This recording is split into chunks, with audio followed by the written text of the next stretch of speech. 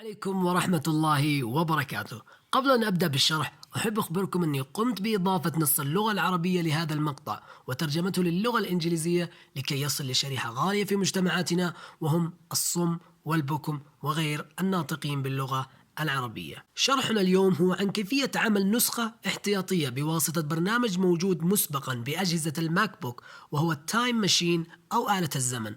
البرنامج يقوم بعمل نسخة احتياطية لجهازك على قرص خارجي أو هارد ديسك خارجي، فالمطلوب منك هو توفير القرص الصلب أو الهارد ديسك بمساحة أقل ما يمكن 500 جيجا ووصله بالجهاز. لإيجاد البرنامج يرجى التوجه لإعدادات النظام أو السيستم بريفرنسز، وستجد بالأسفل برنامج التايم ماشين للنسخ الاحتياطي. بعد الضغط عليه ستظهر لك نافذة البرنامج. أسفل النافذة ستجد خيار إظهار البرنامج في البار العلوي لسطح المكتب لتسهيل الدخول إلى البرنامج.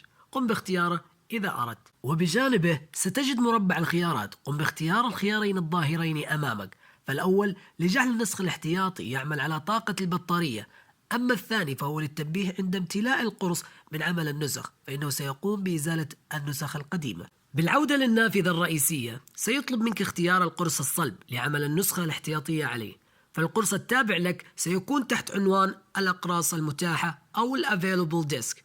بعد اختيارك للقرص قد يظهر لك تنبيه بأن المعلومات الموجودة على هذا القرص سوف تفقدها للأبد، وأن صيغة الهارد ديسك سوف تتغير لصيغة مطابقة لأجهزة الماك وهي OS Extended، وذلك يعني أن القرص لن يعمل على نظام الويندوز أو أي نظام آخر غير الماك. بعد الاختيار والموافقة سيقوم البرنامج بتجهيز القرص للنسخ الاحتياطي. بعد انتهاء العد التنازلي بالثواني سيأخذ بعض الوقت، فالأفضل إيصال الجهاز بالتيار الكهربائي.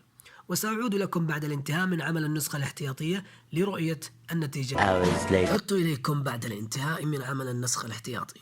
مثل ما الظاهر أمامكم سيأتي إشعار على سطح المكتب يخبرك بانتهاء العملية، وفي النافذة الرئيسية للبرنامج ستظهر معلومات عن أحدث نسخة احتياطية موجودة على القرص وأقدم نسخة تتوافر كذلك.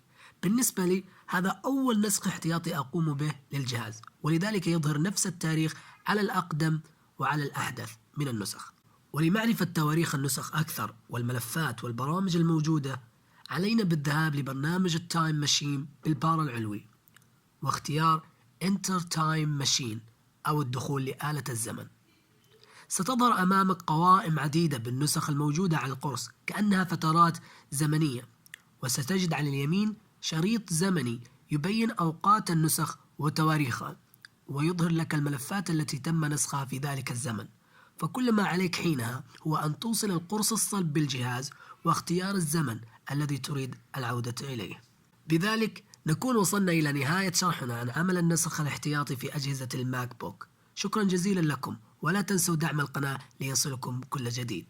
إلى اللقاء.